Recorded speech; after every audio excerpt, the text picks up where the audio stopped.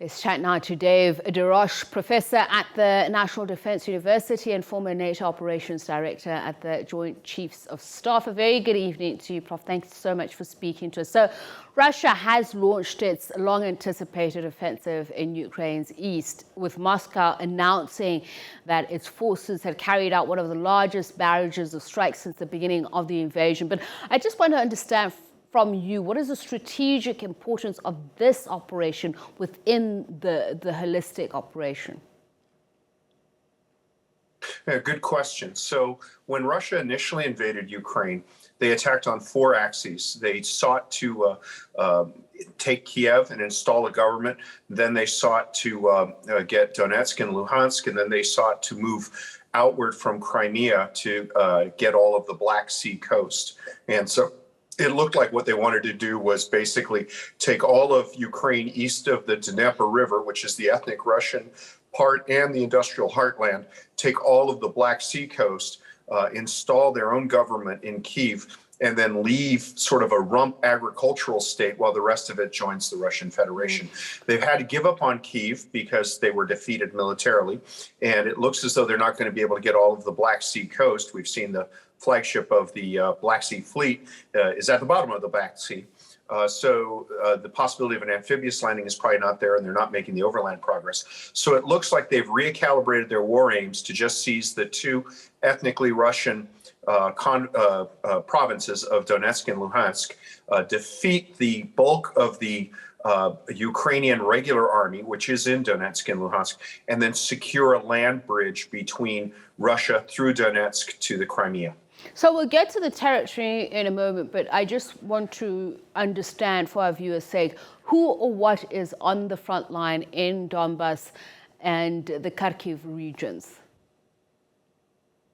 Oh, good question. So there's been fighting there since 2014. When Russia originally invaded Ukraine in 2014, the Crimea was done relatively bloodlessly. But in Donetsk and Luhansk, you had trench warfare and you had artillery strikes.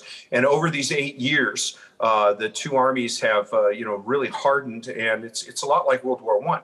So most of the pre-invasion, most of the pre-2022 pre-invasion Ukrainian army is deployed there. So the stakes for Putin is that if he can destroy that army, then he's only dealing with hastily raised, relatively poorly trained forces and territorial militia. Conversely, for the Ukrainian side, if they can defeat a second advance of the Russian forces, they're banking that there probably will be a collapse of Russian morale, and the Russians will have lost so much of their military manpower that they'll have to withdraw at least to the 2014 lines and possibly to where they were prior to the initial invasion of Ukraine at the start of 2014. Okay, so Russian forces have also said that they've seized the city of Crimea in eastern Ukraine's Donbas region, and Ukrainian forces have withdrawn from the city. So just in light of what you were saying, in the overall battle for territory between the warring parties, where does this also put things in terms of, like against like, might against might?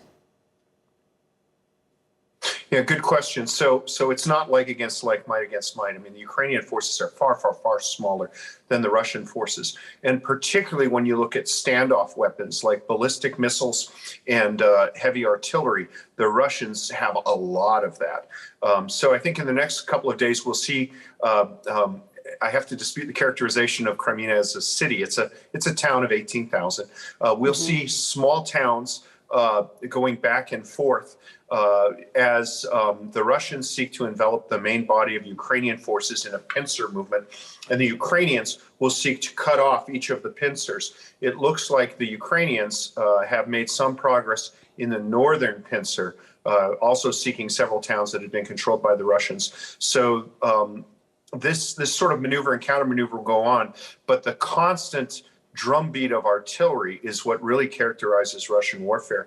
And all along the front, we can expect a lot of artillery and rocket strikes that will take both military and civilian targets out. And I mean, Prof, I'm sure you understand this, you know this, with the limitation and access to information of both sides. Unfortunately, we do have to lean on those of our colleagues who are there and their characterization of things. Now, we've had President Zelensky saying the Russians have finally, you know, affected what they've always wanted to, and that is the attack on the eastern part of the Ukraine, particularly the battle for Donbas. But I've noticed that people would use Donetsk and Lugansk and the Donbas interchangeably, and I want to go back to have a look at the territory. So there's obviously you know, the map which is being applied post the Cold War and before the Cold War. But when we talk about the Donbas region today, what are we talking about? And this is also within the context of Russia calling for, you know, self-actualization or independence of some of these regions. Paint a picture for us. Okay, well, so Ukraine and Russia, you know, are similar but not exactly the same. There are portions of Ukraine which have Moldovans, have Romanians, have Poles, have Austrians, and have Russians. It's a multi-ethnic country whose boundaries have been fluid. But as with many countries, you know, under the Soviet Union, the borders of Ukraine were demarcated, and that included the parts of current Ukraine to the east of the Dnieper River, which is what we call the Donbas. This was considered to be the industrial heartland of the former Soviet Union because it has large deposits of coal and iron, which means you have steel, which means, for example, you have shipbuilding. You know, and one of the things that people have missed out on, the Moskva, was actually built in Ukraine when it was part of the Soviet Union. What the imperialist Russian goal to do is to reestablish control over every Russian speaker, regardless of what country they live in. And so Putin's justification is that he is saying that areas that have been historically controlled by Russia or that have Russian populations, whether they were naturally settled there or relocated by Stalin in World War II when he engaged in mass shiftings of population, that those areas are not sovereign, that they should belong to Putin. And what we've seen, particularly in Kherson, which is a little bit west of the Donbass, we've seen the Russian flag raised over conquered areas. So it's not more than self-actualization. It's actual imperialism, although occasionally there is the facade that Donetsk and Luhansk, in the Russian telling, are independent. But what we see is that the militaries are under the direction of the Russian military. Okay, so the Russians have called on Ukrainian forces encamped in the Azovstal metallurgical plant in the Ukrainian port city of Mariupol to lay down their arms. Tell us about this area, Azovstal. How does it fall into this piece of the puzzle that you've just outlined? That is an excellent question. So it is. It's really reminiscent of the Battle of Stalingrad, of the Soviet resistance in the Battle of Stalingrad. So one of the Russian aims, I believe, is to have an unbroken land bridge from Russia through Donetsk to Crimea. Crimea, after it was seized in 2014 by the Russians, it was dependent on water and electricity coming from Ukraine. So obviously, you know, Russia wants to have rail communications, land communications, control of that. Mariupol, where the steelworks are located, is the one holdout area along that can disrupt that land bridge.